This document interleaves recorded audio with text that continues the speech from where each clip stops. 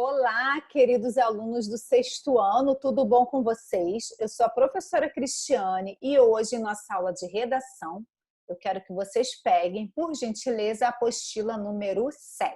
Vamos lá? Na apostila número 7, nós vamos para o capítulo 19, o olhar de cada um. Relato de fatos em possibilidade.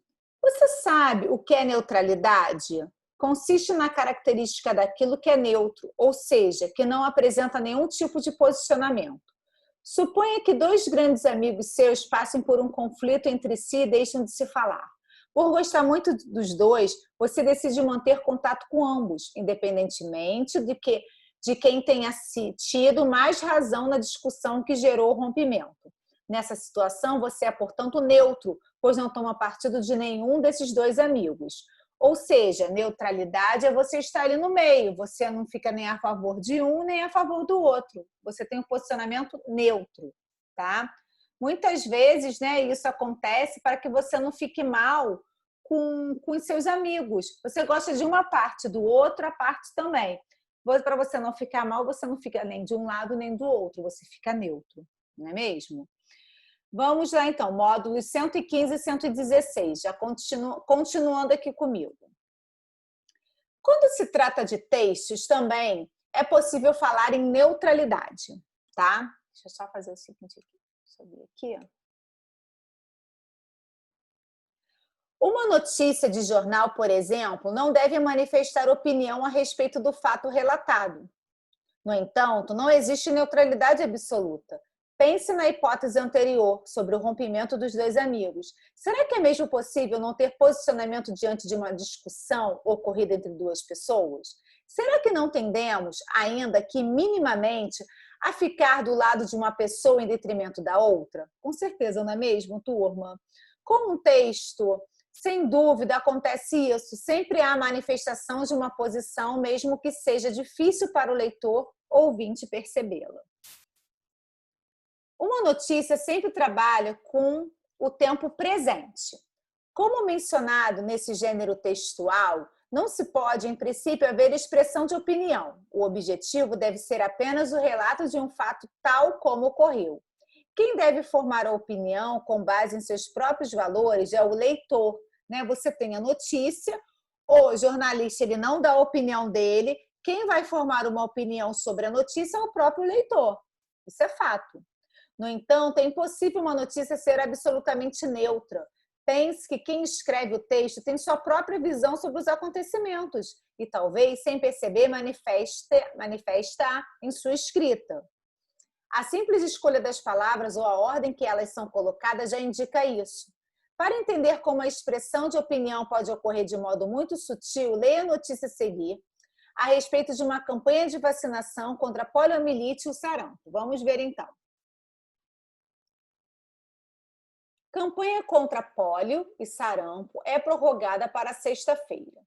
A campanha nacional de vacinação contra a poliomielite e o sarampo foi prorrogada para sexta-feira, para a próxima sexta-feira, dia 14 de setembro.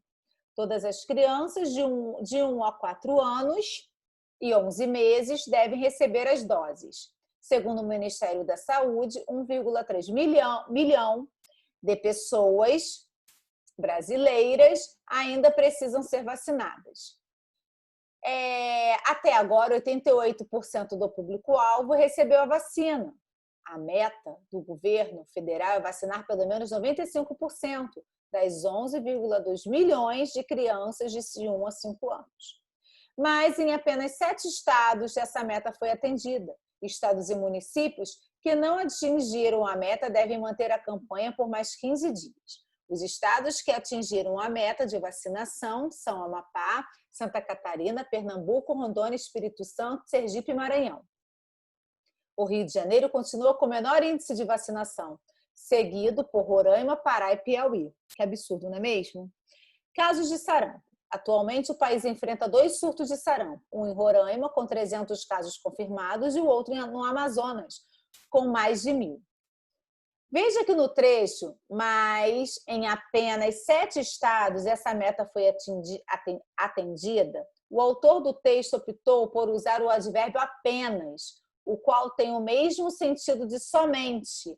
Assim, mesmo que de modo discreto, manifestou um posicionamento sobre a quantidade de estados brasileiros que alcançaram a meta de vacinação. Para ele, talvez para muitas outras pessoas, poucos estados atingiram o objetivo da campanha.